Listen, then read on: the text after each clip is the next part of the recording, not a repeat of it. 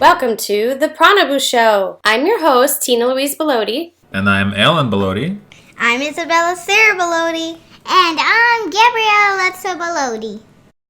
At the age of 14, Don Miguel Ruiz Jr. apprenticed to his father, Don Miguel Sr., and his grandmother, Madre Sarita. From that early age, he was called upon to translate Madre Sarita's prayers, lectures, and workshops from Spanish into English.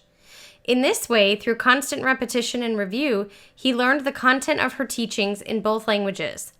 Through interpreting for Madre Sarita, Don Miguel Jr. came to understand the power of faith. He saw firsthand how she manifested her intent to heal people both physically and spiritually. Don Miguel Jr.'s apprenticeship lasted 11 years.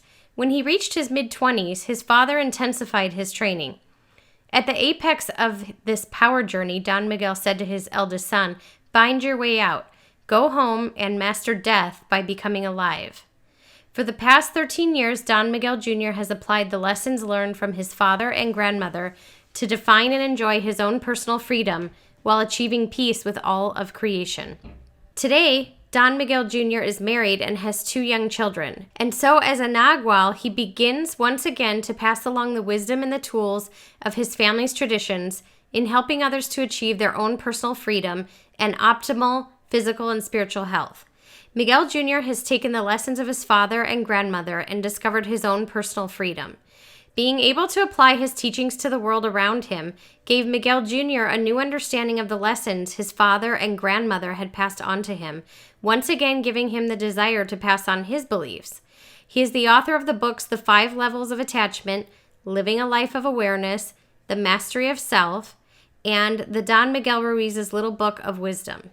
He also co-authored the book The 7 Secrets to Happy, Healthy Relationships with his dear friend Heather Ash Amara. After decades of training, Miguel Jr. was finally ready to share everything he had learned. As a Nagual, he now helps others discover optimal physical and spiritual health so that they may achieve their own personal freedom. Hi, Prana Boosters. This is just a little side note from me to you. I wanted to tell you that this interview was actually recorded back in 2016, and I recently reconnected with Don Miguel Ruiz's team to see if it would be okay if we went ahead and launched this episode that we didn't launch. I didn't end up launching it because my life kind of flipped upside down at the end of 2016 when I was going to launch this interview, and my dad called and said he had stage 4 cancer.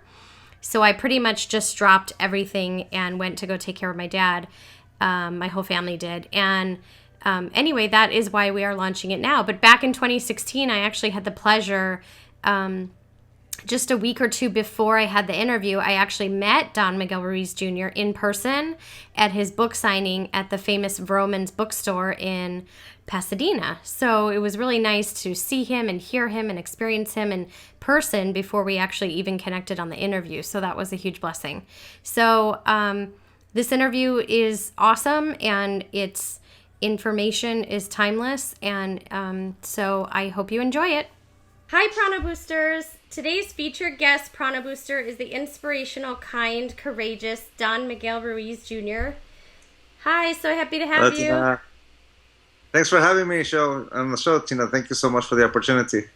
You're so very welcome. Thank you for being on the Prana Boosters Show today. We're so grateful to have you here with us to share space and time with us, and it's so wonderful to connect with you today, and I feel so blessed that we had the chance to connect and hug last week at your book signing in Pasadena. That was super awesome. Yeah. Oh, thank you. It was a great pleasure to meet you, and it was a very good night in Pasadena at the Romans, and great crowd, great place. Plus, my family loved Pasadena, so it's been nice. Did they? Yeah, that's awesome. Yeah, it was wonderful, and I really, really liked hearing you, and I thought you were amazing and entertaining and very just kind and generous with your time. So, oh, thank you. I'm excited to talk with you today and about your newest book, which I adore, The Mastery of Self. I'm showing it to you, but you already know what it looks like, but I'm showing it to the audience. It's always good to see it. It's always good nice, to see it. Right? To see all your hard work in there, and yeah. It's beautiful. It's absolutely amazing. So I'm very grateful for the work that you do, you and your family, but to empower others and inspire all of us. And, I'm excited to bring your knowledge and your teachings forth, to my audience even. I have 2 daughters. Even you met them last week along with my husband, and they've already heard a lot about it.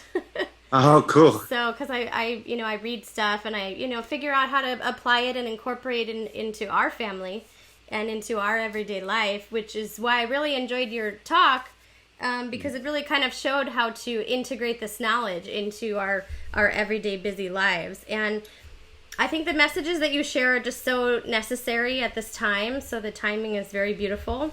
Thank you. Well, yeah, I teach from that point of view. Like, my dad and my grandmother taught me the lessons, but it was life that's the teacher. That's why I'm able to share it in a you can say everyday language or conversation, because I get to live it every day. I get to every moment of my life. There's a lesson if I'm willing to listen. And my kids, my wife, every day. It's a beautiful opportunity to learn. With every threshold that we cross, I get to know who I am, and that's the beautiful thing. Yes, I agree. And if we have the conscious awareness to do that, then we are really integrating that knowledge all the time, actually. And when we forget, because we have consciousness, we remind ourselves, or people we love remind us. Yeah, it's the willingness to do it. It really is this. Willingness. It's the difference between I have to and I want to. If I have to, it's a chore. It's something that we have to do in order to live up to an image. But when we want to do it, it's a choice. It's this thing that allows that I want to create, that I want to engage, and that's what gives it power. Yes. If I don't want to do it, then it's just something that's half-assed. Yeah. And I like to tell people, too, that it's not about being perfect. It's not any level of perfection. It's about having the awareness of figuring out that you want to feel better than you're feeling in the moment that you're not having the awareness. Well, that's funny that you say that, because I always say it is about perfection. And let me use the word perfection in its definition is something that is completely free of any flaw. And the internal dialogue inside of us will grab that definition with that word, and it'll distort it. And we know perfection through that judgmental point of view, that in order to be worthy of love, you have to be perfect and you live up to the expectation. And if you don't live up to the expectation, then we get the punishment. We reject ourselves. So we've corrupted the word perfection in that way, to see it in such a negative way, because we're always trying to live up to an image that doesn't exist. Well, the thing about it is that we define what a flaw is. There's no such thing as a flaw in the world. There's only a flaw in the agreements that we make with one another. So you can say from that point of view, everything is perfect because it exists at this very moment. You are perfect right now because you're alive. And you're an evolving human being, just like I'm alive and I'm an evolving human being.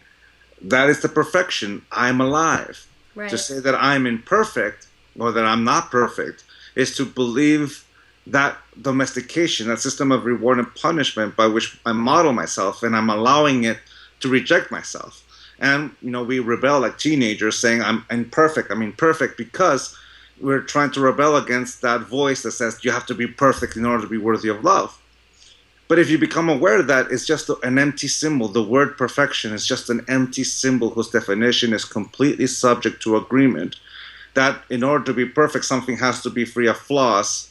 But we define what a flaw is. We define what a flaw is by mutual agreements. Just like our definition of beauty has changed, our expression of what definition of love has changed, or even the expression "I live in a red state" has changed from 1950s, where it meant that you lived in a communist socialist state, to 2016, where it means that we live in a conservative Republican state. The same phrase, but different definition.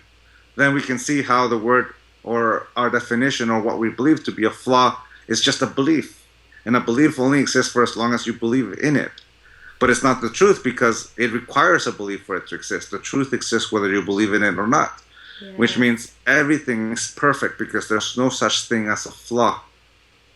Right. So we actually grow up with a domesticated, distorted definition of the word. And that's why we rebel against it like teenagers. Right. That's what I meant to say, actually. Yeah. That's beautiful. I love that you say that. We were introduced to your father's work, the 4 Agreements, I want to say like almost 14 years ago. And it really completely altered my husband's and my reality. I mean, it shifted us in so many ways in our relationship, in our marriage, and then obviously as we became parents, it was just huge. I wanted to say it's funny because very early on we were using a lot of these words and these terms with our daughters. So I mean, I had a daughter, she was 4, I think, or something, and she was I have the example here I wrote down, but I made this meal for her. It's something she liked. I put it in front of her, and she looked at me and said, "Mama, you assumed I was hungry." And I looked at my husband. I'm like, "Did she just say that? What is, how could she even knew that?" And then, she would say to my husband, "Daddy, you assume I'm tired, so you say it's bedtime. You're assuming, but I have tons of energy." And it's funny when they throw it back at you and they start using it, not against you, but showing you what you're teaching them. They love to remind us of these teachings. They love to remind us. And, they're 10 and 12 now, and the thing that it has really helped us to do is incorporate us, when you talk about domestication, and we'll go into what that exactly is, really following their own intuition. So it's their own dream. And we even let them say no to us. I've written a bunch of articles on this. So it doesn't get received that well. But we let them say no to us because many times they have to speak up because they're saying no to our dream and they're saying no to our domestication of them because they have their own unique, well, you're teaching them how to assert themselves, how to have confidence in their own choices. Yeah, which is not usually typically socially or culturally allowed for children to do that. Against elders or their parents or things like that. It's not usually, it's very, they receive a lot of conditional love if that occurs. So what you and your family, teach is Toltec wisdom. So I just wonder really quick if you can just give us a background on what that is, Toltec wisdom. Sure. Well, the word Toltec means artist. If I translate the phrase, the Toltec art of transformation, into 100% English, it means the artist's path of transformation. I'm an artist. And the canvas for my art is my life. And the instruments I use is this body, this mind, the will by which I express myself. Like your daughter, your children said, my yes and my no are incredible, powerful tools. And they're the tools that we use to construct the dream of us. So from that point of view, I'm a Toltec because I'm an artist. And now as a civilization, the Toltec ceased to exist over 500 years ago with the expansion of the Aztec or Spanish Empire. And since then, it's been an old tradition that people pass down from generation to generation in their own unique way. Some families, some communities teaching it as it was 500 years ago. And some others teaching it with life cycles, with how we've evolved with life. And that's my family. So the Toltec tradition or to the Toltec knowledge or philosophy is just this instrument that informs our choice, but we're the ones making the choice. It's just an instrument that can allow us to heal from the wounds that conditional love has left in our life. It can allow us to heal from that domestication, that conditioning, but it also allows us to be free in order to be able to express who we are and what we are, and also with that freedom, which is to have free will, to have the ability to say yes when we want to say yes and no when we want to say no, to have that respect for ourselves. It's also to allow ourselves to have the confidence to experience our own consequences. And those consequences can be beautiful, wonderful, and terrible and nightmarish. That's how life teaches us, from the action-reaction. So the Toltec tradition is just simply that school that is life, and how we learn not only how to express our intent and care for this body, it is also what teaches us how to be in a community where we are all co-creators. And from that point of view, it's basically to enjoy life, to enjoy the relationships we have with the people in our life, starting with ourselves. Yes, absolutely. Which somehow is a unique challenge for us, right? It's should be so natural. So I wanted to ask you too, I know that you're a daddy. I know you said you have 2 kids, and I wanted to know if your kids are familiar with these teachings and this, how you incorporate it into your own family, this wisdom. Well, yes and no.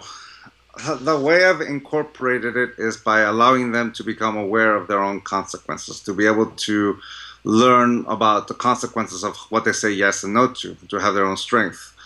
As teachings, symbols, and all that kind of thing, I've slowly been introducing it to them, but I've, from my own experience, learning the balance between the two is important because, in their childhood, in their sense, their life is teaching them, and that's the key. Yeah. Traditionally, my wife and I come from different traditions. I grew up Catholic, and I also have the Tulsa tradition, as well as my wife. She grew up Mormon, and she also has the Jewish tradition in her. So you can right there see that there's 4 different roots by which we've taught our children, and the balance of that is basically the balance of our relationship. We teach them about not only the religious factor, the spiritual factor, and what we've learned from life. And it's basically respect. We respect each other. Me and my wife respect each other's tradition, and we do our best to implement those lessons in life. We pick and choose, and according to the individuals they are. But the people who's teaching us how to be parents is exactly them.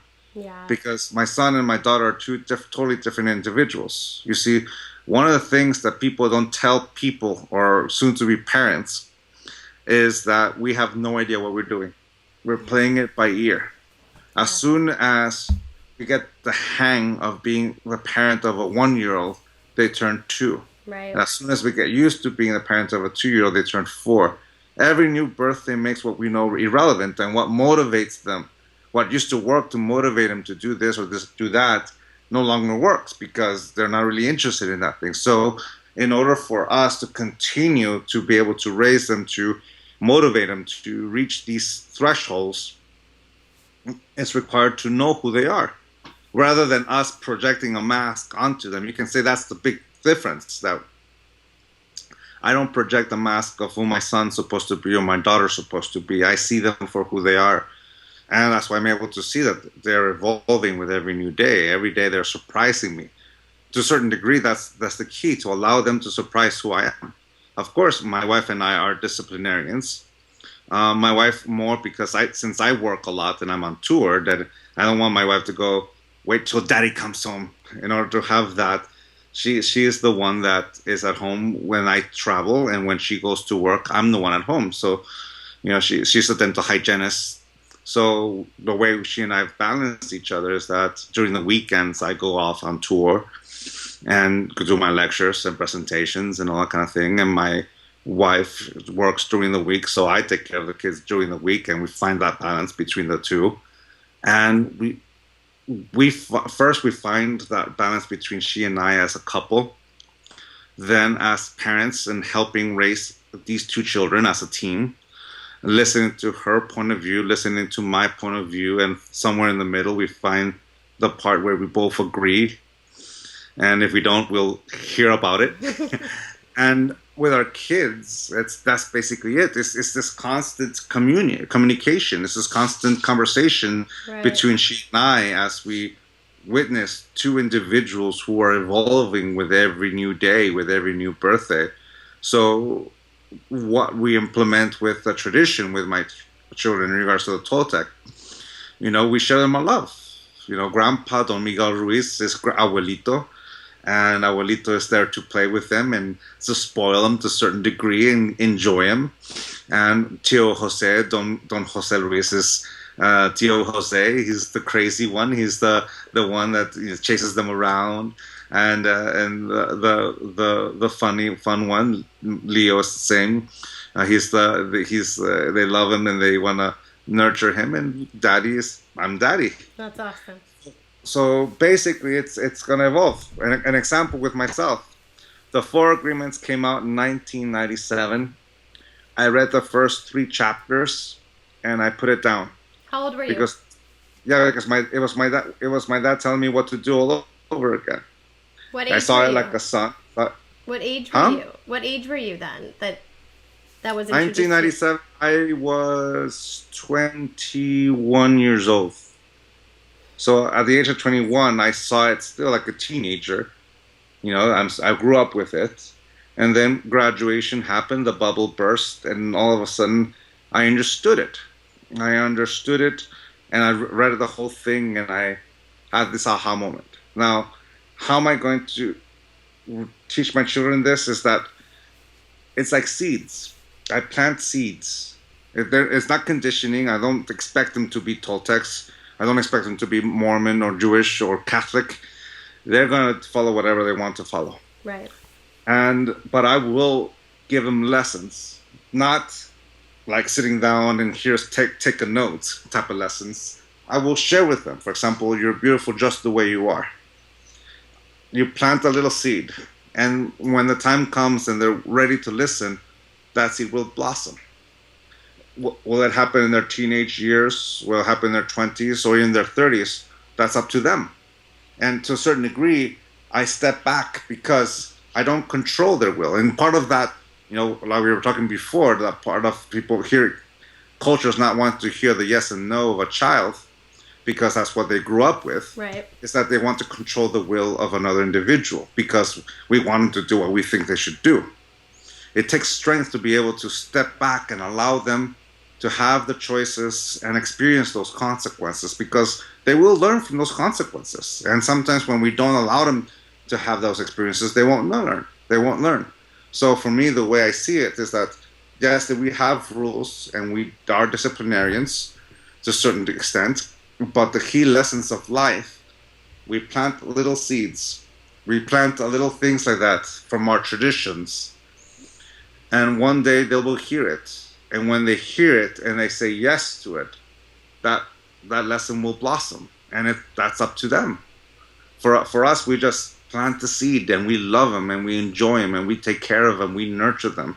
We push them to homework. If there's going to be a battle, it's not going to be at the dinner table. It's going to be at the homework table. That's where we've chosen to assert our will and say, all right, if you don't do your homework, you won't play with this, you won't play with that. It's not a condition. It's just a consequence because we live in a society that mimics the action-reaction, the consequence of action to what we do. So if you don't pay your bill, you won't be able to get electricity or water bill or water. If you don't pay your water bill, you won't get the water. So it's about teaching them how to have confidence in their own ability. So going back to the question, we plant seeds on them, and as we share the traditions, my wife shares her Mormon tradition, her Jewish tradition with them, and I share some Catholic, some Toltec, but then I also add things that are new because unlike me and my wife, they are growing up in an environment where they have to relearn how to be social in a virtual world. They're socializing. Yeah. For example, you and I talking through Skype. It was something that we saw in the Jetsons. Yeah. And we tell the kids what and they ask what's the Jetsons, and they look at in the video. They're like, the only thing that we're truly far off is the flying cars. Everything else, we're near it almost, or we've already surpassed it. Yeah. So from that point of view, they live in a world that even us, we're learning how to be social in social media, social and those kind of things. The game of Pokemon Go has been an interesting thing. We were at a park and we see all these people running around like, wow, at least they're out of the house. So from that point of view, my mama just walked in. Oh, tell her hi. She says hello, and she walked already. So that's the thing we're in. As parents, you and me and almost all my friends, we're having to reinvent how we're teaching our children how to be social, how to engage, how to be motivated, especially in a time when it's so easy. My son gets so irritated when the internet is slow that it's like, why is it so? Why is it slow? Yeah, I'm like, patience, And we're like, wait a second, remember dial-up? Yeah, exactly. You guys don't even know slow. Yeah, it's impressive to see that their patience is lower than ours because they're so used to something spontaneous. Being spontaneous. So to a certain degree, we're having to teach them how to be patient. We sometimes even set up situations where we're going to teach them. It may be tough. They might be kicking and screaming and very unhappy. But if I don't set up the situation or the scenario where Alejandro and Audrey have to learn patience, then they never will. Otherwise, they'll only hear it from me saying, be patient, be patient, be patient. That's not going to work. Yeah. The way to work is for them to try their strengths. And for that to happen, I have to set up, or I want to set up, a scenario where they get to practice it. And if they fail, they fail. If they succeed, they succeed. But they learn from themselves. Well, for us, it's a little different because we actually didn't send our kids to school. So we probably have a little different scenario and a little more time, too, to be together and share in those scenarios, how they're learning. But I believe that the way that we, can teach them, inspire them, and influence them is basically by becoming their model of possibility. So, like, they see us, the way they learn patience for us is they see us being patient. My kids have seen me wait in line at Chipotle for, 20 minutes. And I don't mind because I always say, it's okay, I'd rather wait in line this way I don't have to cook tonight. So I'm okay with waiting in line. But they learn patience from us. They actually learn patience from seeing how we, react and what happens to us if, the internet's not working or something's not, going as well. Or we're sitting on the phone waiting for somebody.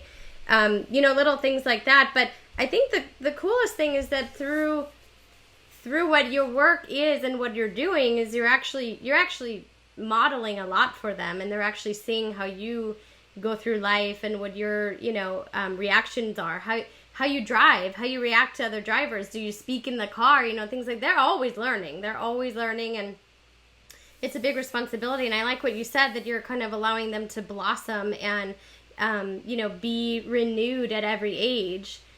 Because nobody wants to be held to who they were even 5 minutes ago. So, like, my daughter, she was, oh my God, she just so afraid, like, at Disneyland, I can't even tell you, like, of rides and of costumes, of so many things. And then all of a sudden, one day, she's like, I want to ride the Matterhorn. And in my head, I have labeled her and categorized her as, oh my God, there's like 17 things about that ride that you're going to be afraid of, right? Like, how you cannot possibly want to ride that ride. But I have to step back from my own feelings about it. And I don't know if you would refer to that as the mask, how you call it. But I have to step back from all of that and say, okay, like, today's the day you're going to shift all of that and do this, thing that you want to do. So I think they're just learning all the time. So, I think it's really cool.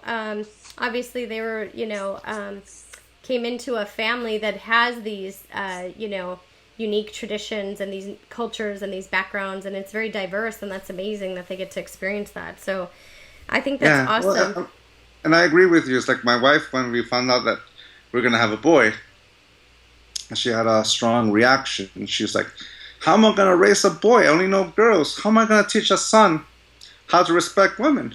And like you said, I told her, honey, there's no amount of lectures or sermons that are going to work. He's going to learn by watching me respect you. Yeah, and everything you just said is correct. I love that. They will learn from us. Yeah. But at the same time, for example, I grew up in the 1980s and 1990s. And you can say that how to respect women. I had my father, Don Miguel Ruiz, who taught me about love and all those kind of things. At the same time, I also had on TV Two Live Crew and Guns N' Roses, and a totally different image. So the way life is, if I behave with a woman the way Two Live Crew or Guns N' Roses said to treat them, that relationship's not going to last long. Right. If I apply what my father taught me, the relationship will last a lot longer. And once again, life taught us the difference. What kind of consequence do we want? What kind of experience do we want to have? So from that point of view, it's the willingness not only to engage, but to listen. You see, what makes us a parent is the willingness to be a parent. Any person can bring a child into the world, but what makes us parents is that willingness. So some people thrive with homeschooling, some people thrive at school, and some people have the patience because, there's people who will corrupt homeschooling the same way we can corrupt a school at home. Sometimes I think that people, teach their prejudice through homeschooling. There's some people who thrive incredibly and have a very flourished understanding of the world through homeschooling. The spectrum is Absolutely there. Yeah. So the way we know what works, what doesn't work, is that we listen to our children, we pay attention to who they are. And once we know who they are, the answer is going to reflect who they are. So if we see that our child thrives incredibly well at homeschool, fine. If we see that the child doesn't and they thrive perfectly at the regular school, perfect. It's that ability that we have. For example, my children thrive very well at school, but they also do even better when they have a tutor, and they enjoy, having to learn how to engage and how to handle their own stuff. So it's as a parent, it's one of the toughest things to experience our kids making their own choices. But in reality, it's one of the most important lessons we can ever give our children, which is to have the confidence in themselves to make a choice. Right. And yeah, absolutely. Yeah, absolutely. Because, that's what empowers them, actually. And so, to learn that from a young age, that they actually have the ability to make a decision. I wrote here somewhere, because we were going to discuss the word domestication, right? And it's these beliefs and these masks that you call it, that are programmed into us. Right, by society, by culture, by now we have social media, things like that. And I know a lot of parents who there's no right or wrong way to live life. To me, it's how you feel. It matters how you feel. So it matters, like you said, communication and things like that. But I hear parents all the time say to kids will say, "I'm cold, mommy," and the parent will say, "Oh, you're not cold. It's not cold in here." Boom!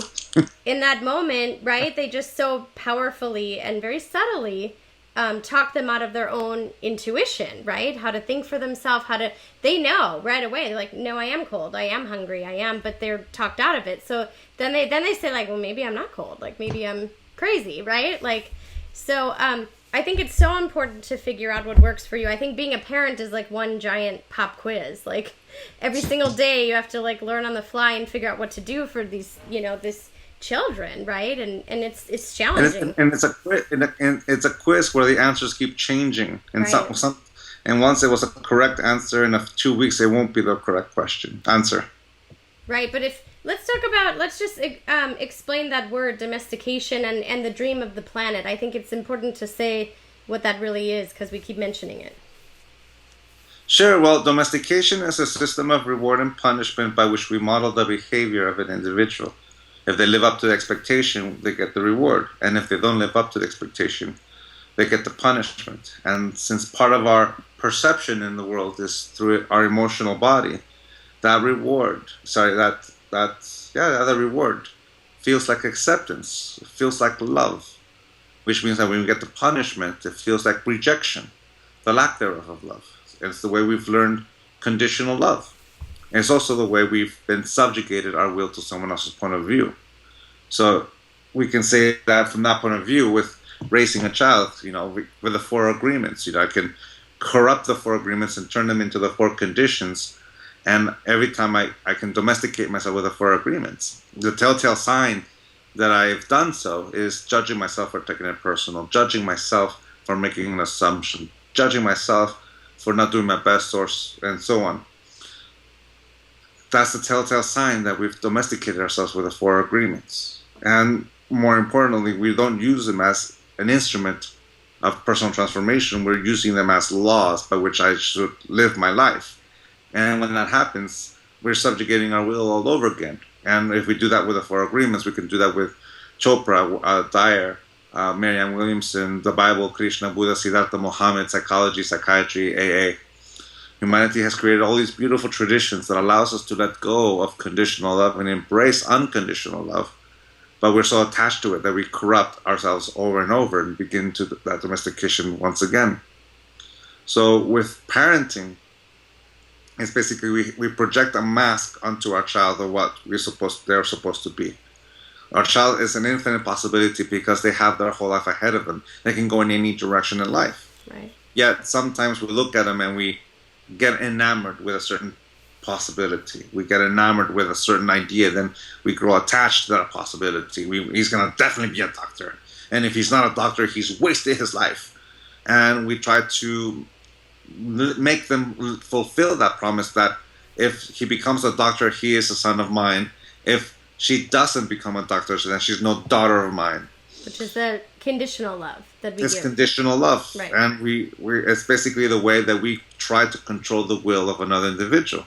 You see, the best way to control the will of another individual is to make them doubt their own capacity to make a choice. And that's like we were saying at the beginning of the show, you see a lot of people who are so not used to allowing a child to say no or say yes to their point of view. We want them to do what we think they should be doing. And when that happens, we're no longer seeing the child for who they are. We only see what we want to see and the individual that we believe they should grow up to be. And when that happens, we don't know our child. And we're raising them to be something they are not. And sometimes we control them so much that they never learn to live their own life.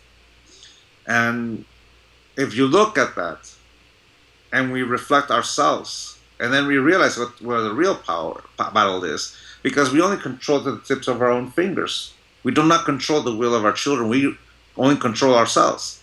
And if we're only giving what we have, because that's the thing, we only can give what we have, then that thing that we're doing to our children is what we've been doing to ourselves. I can only love myself if I live up to that expectation. That in order to be worthy of love, I have to run a marathon in 3 hours as opposed to 5.5. Right. Even though that's what my body can do. And we obsess over that result, and we punish ourselves if we don't get that result, because we've been using it for our own domestication, our own conditioning, our own elusive carrot.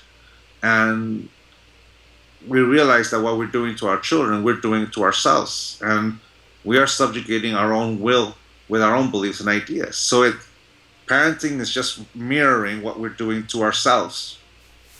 Right. And without books like like you wrote and things like that, we often sometimes are not aware that we're actually doing that. So we're just continuing the cycle over and over and over again for generations and generations. So that's why I love transformational books such as yours, because it helps me to see things differently. And it helps me to be inspired, not like, oh, this is the right way, but, oh, this is another way to look at it. And this is a different way to feel. And this is a different approach, that can, like you said, be an instrument or a tool to guide us, right? To like our own feelings and emotions and things like that.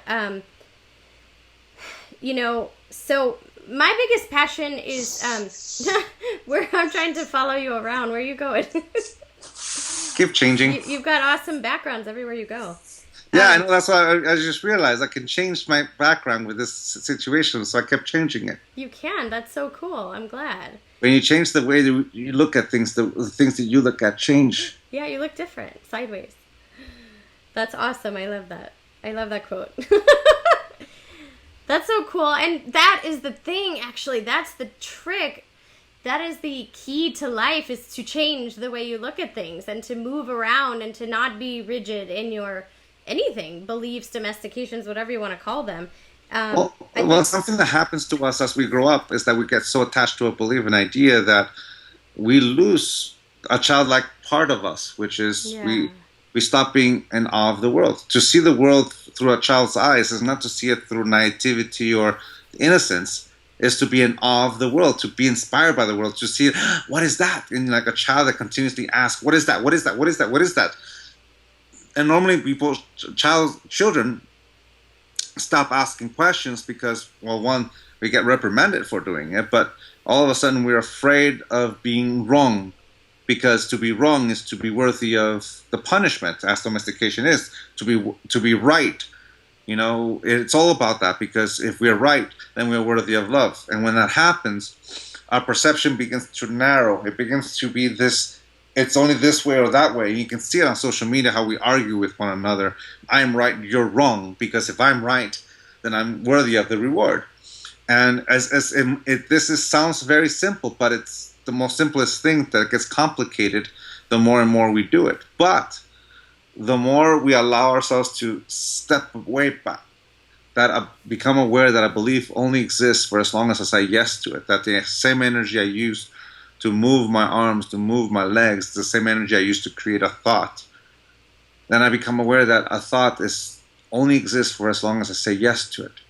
Right. As soon as I change my mind and turn that yes into a no, that thought, that belief ceases to exist, which means it's just an illusion. The truth exists whether you believe it in or not. So if you see it from that point of view, to be in awe of the world, to be able to see and be willing to open up your perception, to understand it from someone else's point of view, to learn it from someone's point of view, then not only are we exposed to a new way of dreaming, we're able to see a different element of ourselves. For example, the way at the beginning of the program, we talked about two different ways of seeing the word perfection. If we're so attached to what I think perfection should be or what you think should be, and we need to be fighting, then we will argue until one of us come out victorious. But if we listen to one another and we see where you're coming from with the word perfection, or where I come from with the word perfection, then we might see it from a totally different point of view. And as individuals, we get to choose which one we agree with and which one we don't. Or more importantly, which one is going to allow me to understand the world perfectly, or simply to understand it. And that's the beauty of it. That's the way. That's the gift that we have. Right now, we live in a time where we're able to listen to so many people, to learn from the ancestors, not only of Mexico and the Toltecs, but we can learn from the ancestors of Africa, of Europe, of Asia, of Oceania, of everywhere, because the ancestry for everyone is around because of the internet and media and social media and things like that. If we listen to one another, we're able to see how the dream world evolves and changes, how this life is as wonderful as it is. But at the same time, we also get to understand who we are, not by a definition, but by the experience of being alive. And all of a sudden, that perception expands so beautifully, and it comes from the willingness to see life from a different point of view. Yeah, and I think the hardest part, I mean, for me, let me tell you, for me, the hardest part for me of seeing it from another point of view is that I always grew up feeling and referring to myself as a black sheep, right? I always had a different point of view, and I was often told my point of view was inaccurate or wrong, or it was mistaken. And I think many of us are, okay, so then I learned the power of, language, how important it is. So I would instead, start to refer to myself as a transformational, thought leader, maybe. Maybe just have different thoughts of my own that you didn't learn in school and you didn't circle the right thing or put the X in the right spot. Something like that. But, how, I'm going to ask you this, but I think, I believe that the way that we would say to ourselves, how do I know? Like, how do I know that that doesn't work for me? How do I know that doesn't feel good? And on page 70 in your book, you talk about understanding your emotions, which I love because that's like a huge focus of my work, of what I do.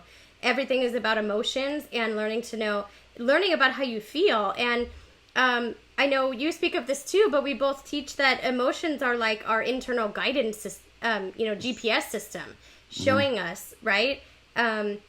What feels best to us. Like, if a teaching or a belief or something somebody tells us feels good to us, we'll know it, right? We'll feel open and expansive. And if it doesn't feel good to us, we'll feel closed. And, we'll feel that within our body. We'll understand if it doesn't work for us. In our house, emotions are a huge thing because I feel that when our kids are showing emotions, I had to learn, we had to learn, my husband and I, how to, for lack of a better word, apply the 4 agreements to parenting, because one of the biggest ones was don't take it personally. Learning not to take people's emotions personally, that they're not even about us, even if they're aimed at us. As parents, I'm sure you know what that feels like. But it's not always easy because we've been domesticated to believe with beliefs that if somebody shows us their negative emotions, we are supposed to punish them. We are supposed to hold our love and make our love, hold back our love and make our love conditional, for them. So the thing that I'm trying to say with this is that, in our home, so in the heat of the moment, we have to remind ourselves these emotions that they're showing us, our children, these very big emotions that the world is showing us or somebody's showing us on social media. It's just guidance that somebody's sharing with us. And, how can we find our way through that? How can we react with that? How can we, as parents, we can witness it and be there for them and guide them. If we don't take it personally, we can actually help them manage their emotions. But we also need to do that, outside of ourselves, when we're at the store, when we see somebody driving crazy, right? Like, we have to be able to apply this stuff in real everyday life. Yeah, well, it's the things that our emotions are real because we're experiencing them. We like the image I like to explain that concept is when my son was born, I held him in my arms, and as I was holding him in that morning actually, I was having a moment of bliss. It was pure happiness, pure joy. That emotion that I felt was real because I was feeling it. Unconditional. And it's what it is. It's just an emotion. I just was in bliss. Yeah. Then my mind was just ripe for it, just ready. You know how I talked about seeds before? My mind was ready for a belief that was full of fear, which is, what if my son dies of SIDS, sudden infant death syndrome? Then all of a sudden, my whole body changed. You see, nothing physically changed because I'm holding my son in my arms, and of course, SIDS is real. It happens, unfortunately, around the world. But it wasn't happening at that very moment, which means it was just an illusion. It was just a thought. Right. Our emotions are real. What may trigger them may not be real. And that's important to understand because our emotions, if we use them as instruments for transformation, it begins by honoring, this is how I feel. We can use words to describe every action. People say actions speak louder than words, but we use words to describe every action. And one of the things that we use words for is our emotions. Our emotions are a plethora. So what we feel is real. What may trigger them may not be real. So to use our emotions as an instrument transformation is to use them like a car alarm. When you put on the alarm of a car, it allows you to know that someone touched it by going beep, beep, beep. Well, when we have an emotional reaction, whether it's happiness or joy or anger or frustration or jealousy or rage or whatever it is, negative or positive, it doesn't matter. What matters is that you're feeling it. Right. And as to use it as a transformation is that now, especially those emotions that makes us feel uncomfortable, that we don't like the sensation of being angry, we don't like the sensation of feeling jealousy or rage or all those things, then it's a moment of truth because that emotion has exposed a condition, a belief, an idea. And just like the example I described to you, is my son dying from SIDS at the moment? No. Okay. It was illusion. What I felt, that fear that I felt, was just an illusion because my son wasn't dying, wasn't experiencing it. But now that I'm aware that, okay, I have a fear. I have a fear of my son dying. And it's a fear that I never experienced before. But now it's exposed. And it took me several months to go through it and process it and to heal it. To understand, yes, it's a truth. In life, we have the potential of losing children. It happens. Right. It happens. Actually, I just had a dear friend who lost a daughter by accidental drug overdose. And I can't even begin to imagine what that must be feeling. It's her second daughter she's lost in a span of 5 years. Oh, wow. And the thing about it is that it's a truth. Now, is it my truth at the very moment? No. Am I going to allow that fear to come into my life? Well, that's up to me. But that's the thing. When an emotion exposes a wound, when an emotion exposes a belief, it allows us the opportunity to become aware of it. And if we choose to continue to live with it, by all means, continue living with it. But if you don't want to have that in your life, then it's an opportunity to use that to begin to heal. The process, what in psychology they would call doing the work. I had a teacher once teach me this lesson, which is the key to enlightenment is effort. Let me add something to that. Discipline is remembering to apply that effort every day. So when we become aware of honoring our emotions, meaning that this is what I feel like, to accept myself at that moment that I'm feeling angry, like I accept the fact that I'm angry. Like, am I supposed to not feel angry because I'm trying to live up to Miguel Ruiz Jr.? No, that's just an illusion. This is how I feel. And I'm a human being. This is how I feel. Am I going to allow it to impact my choices? That's a different question. Because the answer is going to be no. I'm not going to allow it to impact my choices. I honor myself that this is how I feel. Am I going to use it to control my will? No. But now that I'm exposed to it, now that I'm aware of it, what is making me feel that? For example, I had a friend not too long ago saying to me, or say in general, if you don't want to hear scary answers, don't ask scary questions. I know that comes from a movie, I think fiction. But I told them, we can't control the answer to a question, but what you do control is, why is it scary? Why is a scary answer scary to you? Or what makes that scary question? And when you look at it, you become aware that that makes me frightened because of this reason, because of that reason, because of this reason. Then you begin to process it. And the way you've healed from it is that that answer just simply becomes an answer to a question. And it's no longer scary because you've processed it. So from that point of view, to honor our emotions is to honor ourselves, to stop pretending to be something we are not, and accept the truth. This is how I feel. I've done all this work since I was 14. I'm 40 years old now. I work with Miguel Ruiz and Madre Sarita and many other teachers. And to this very day, I can say that there's moments where I get angry. There are moments where I get annoyed. There's times where I get frustrated. There are even times where I might get tempted to be jealous. The thing about it is that I accept that as my truth. The difference is that in comparison to my youth, is that I don't allow it to control my will. Because I've healed a lot of that. Not too long ago, a couple of nights ago, me and my wife were having dinner with an ex-girlfriend of mine, and we're talking about these relationships. And I was remembering that back in my teenage years, to talk about someone she was seeing would be rawr, anger and jealousy, rawr. And now I'm 40, we're talking about it. My wife, takes the kids, and me and her were talking, and I'm going, wow, look at the difference in time. We're talking about someone she's being with, and there's no wound, there's no nothing. I get to listen, I'm there to help her as she goes through her process.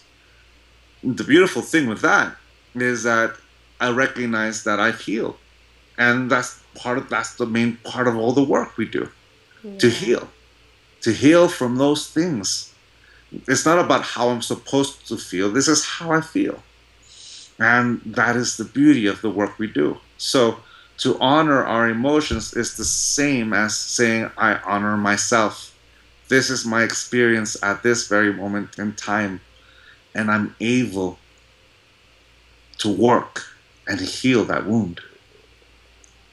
That's beautiful. So that really speaks to, honestly, teaching everyone the importance of allowing emotions is such a necessary part of the process. So if we ask people, anyone, children, adults, anybody, to shut down their emotions, then we're not allowing them the process and the benefit of healing. And also we're teaching them how to reject themselves. Right. And then we're wondering why they reject us when we've taught them the only thing... To reject them. Yeah. It's the same... Right? And got it. Yes. Yeah. That's it. Yeah. For every action we take, there's a consequence, and you just describe a beautiful consequence. When we're teaching our children to reject themselves, of course they're going to learn how to reject us.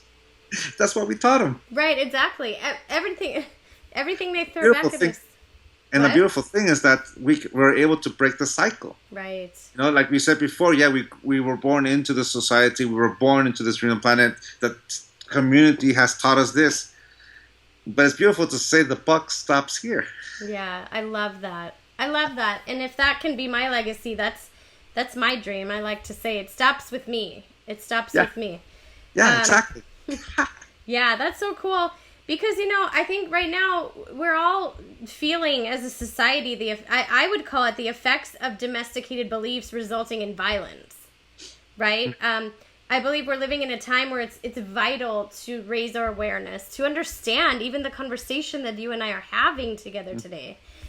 We have to raise our awareness to a certain level to be able to hear those concepts and to understand what you write about in your book. And we're so focused on what other people are doing. It's so easy to see where other people are flawed and where they're messing up and where they're saying the wrong thing and doing the wrong thing. It's much easier than looking at ourselves. And I think, maybe we can discuss just a couple of the benefits of going inward and working on the mastery of self. What are the benefits in an outward society for us to go inward and work on ourselves?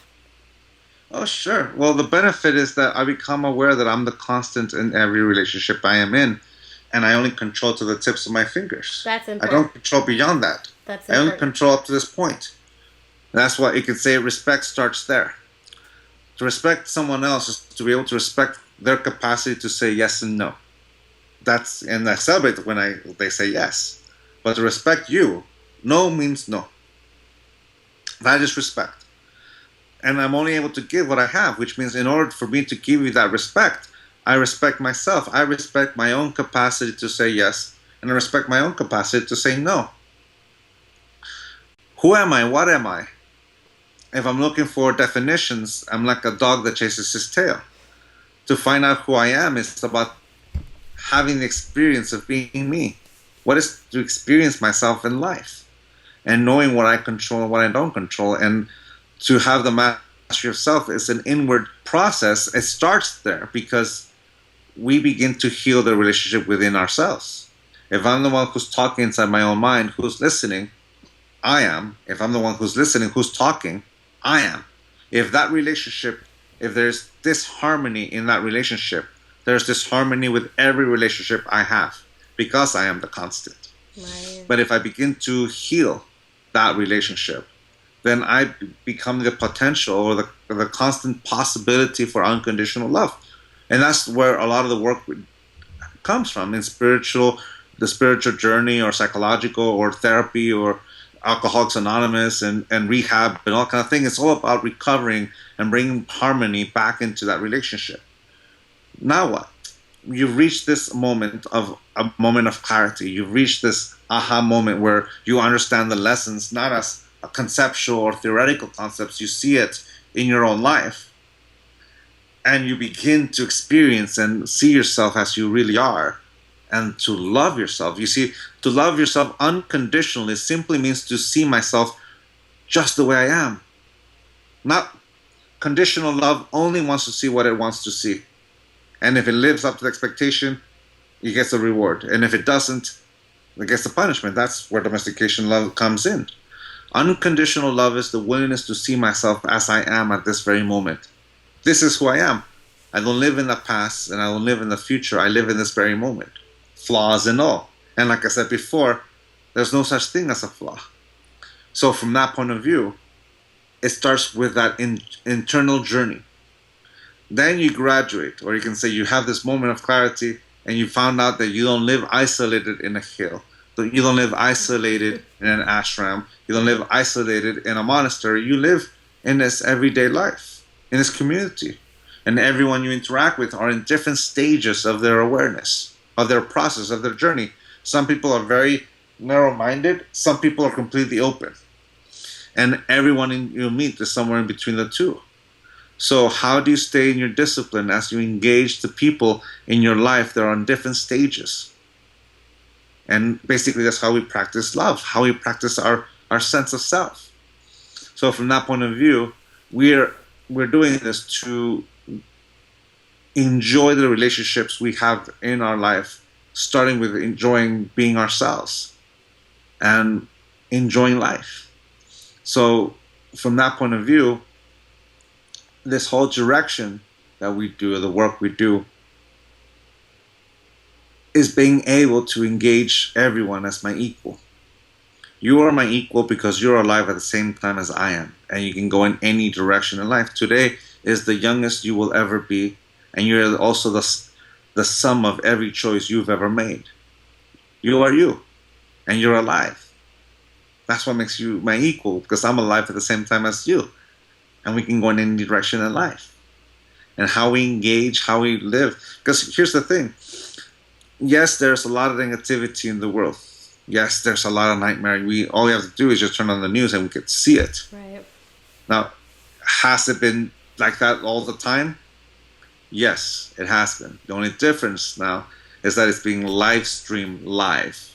It used to be it's live on television. The revolution will be aired live. Well, that's 1980s, 2016. It's streamed live. We get to see it in live action. We get to see the yin and yang live.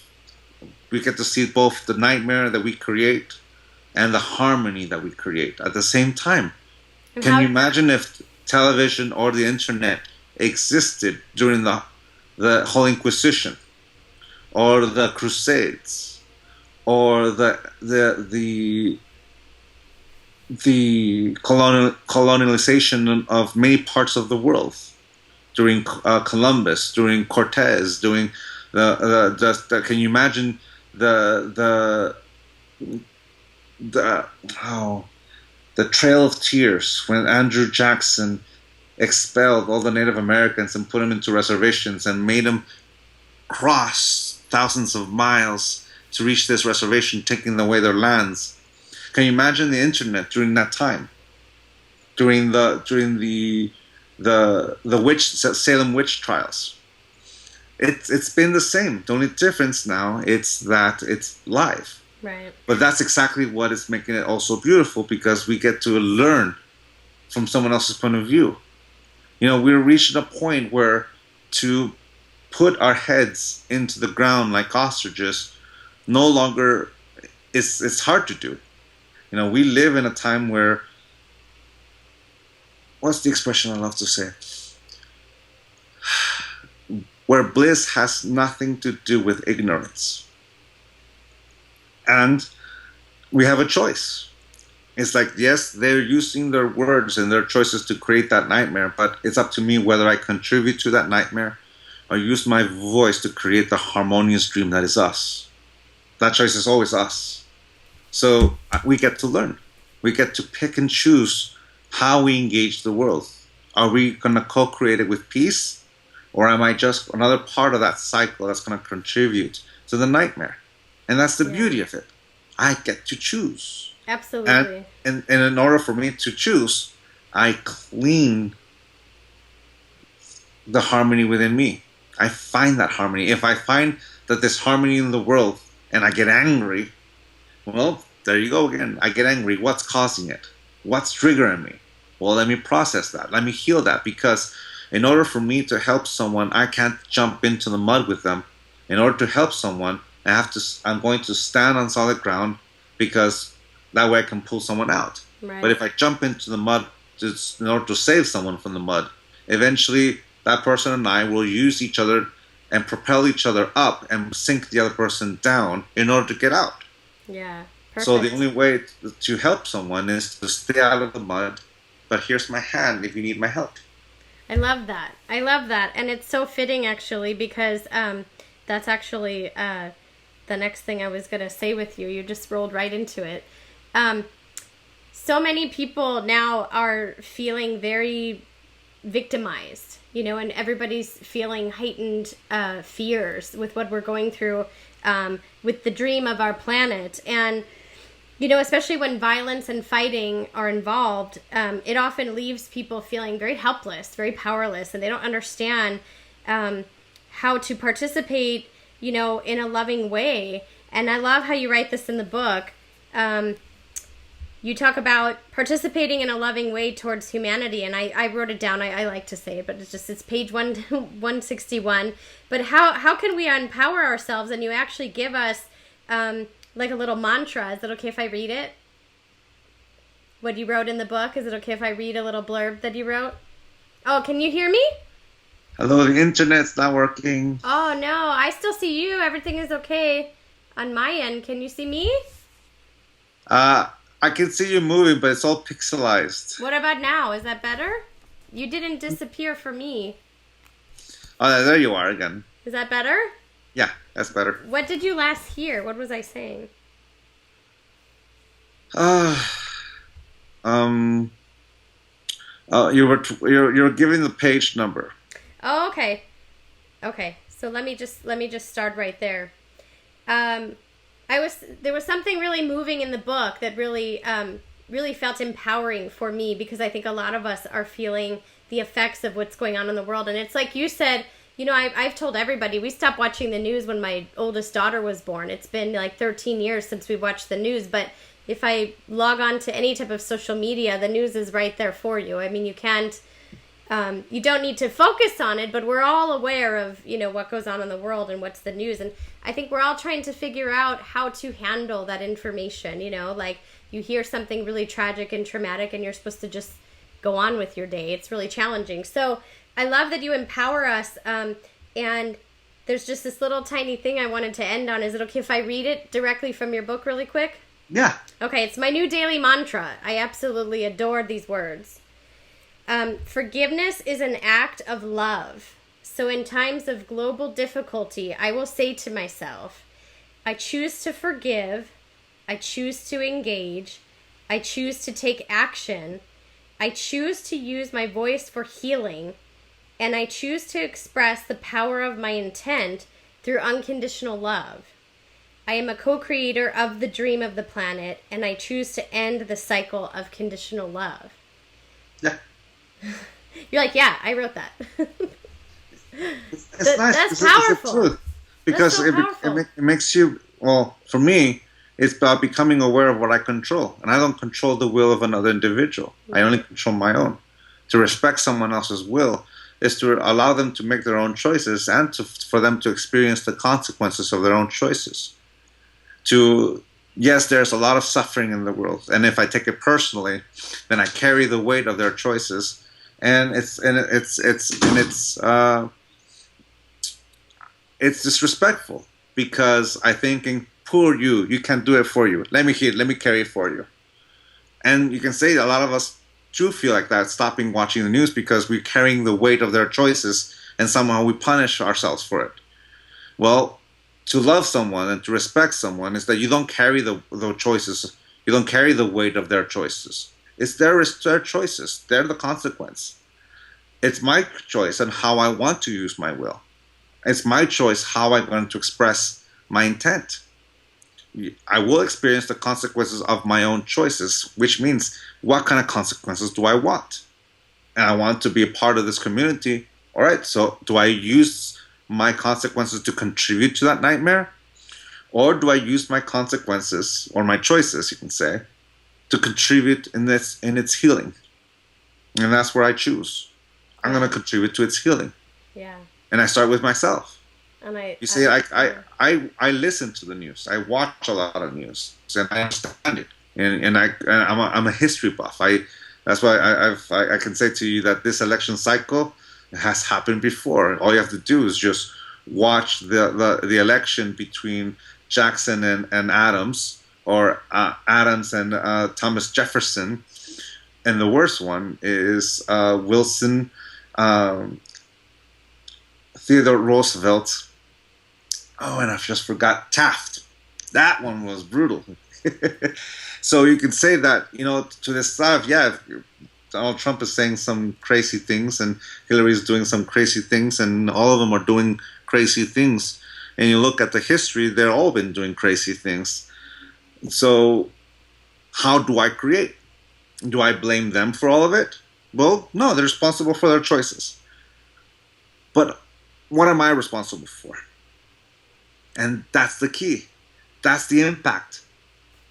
My choices carry weight because I'm making them in my life, right, in my family, within myself, within my community.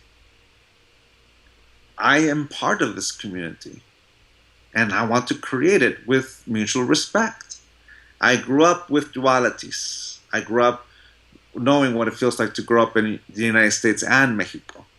I know what it feels like to grow up in a spiritual family as well as a Western medicine family. I grew up spiritual and academic. I understand academics. I understand all of it because I'm willing to listen. And from willing to listen, I get to learn. So from that point of view, when we listen to the world around us, we get to learn history in the making and what is going to be my role in it. What's going to be my role? Well, is it going to be in the role of levels of presidents? At the moment, no. Is it going to be in the role of impacting my family, my friends? Yes. How do I choose? How do I impact my family? How do I impact the dream that I belong? It's through my words. And fortunately enough for me, I'm also, with my writing, impacting people beyond my family and my immediate friends. I'm impacting people who I've met briefly. People I've never met because they've given me the opportunity to share with them. Do I control how they see me? No. Do I control how they understand what I write? No. I only control to the tips of my fingers. And I celebrate that. Right now, I am both right and I'm wrong. I am right to the people who agree with me, and I am wrong to the people who disagree with me. I am only controlling what I say, the clarity, the integrity of the things I say. But I'm not responsible for what you hear and of what you perceive and how you interpret. You do, because I don't control your perception, and I celebrate that. I celebrate completely that I don't control beyond the tips of my fingers. I only control to the tips of mine. And that's beautiful. What an awesome opportunity. I get to co-create with everyone I know. What do we want to co-create together? And that's really it.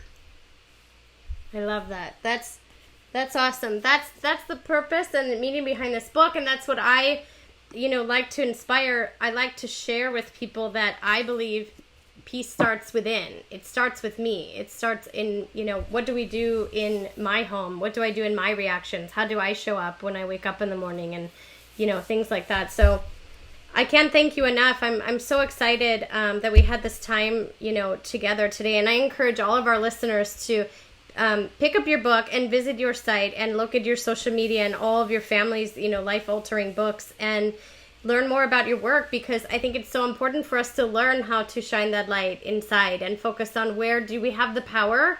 When we're feeling powerless, when we watch the news or we look outside of ourselves, the power is within. How are we showing up? Yeah. And how are we co-creating with the planet? So I'll have all your information, all your links and everything on my page. But I just want to thank you for being with us today, because Tina, thank you so much for having me on your program. It's awesome. It's amazing. It was a wonderful, wonderful time sharing with you. I want to say namaste. Namaste to you too. And thank you so, so much for being here today. My pleasure. Bye.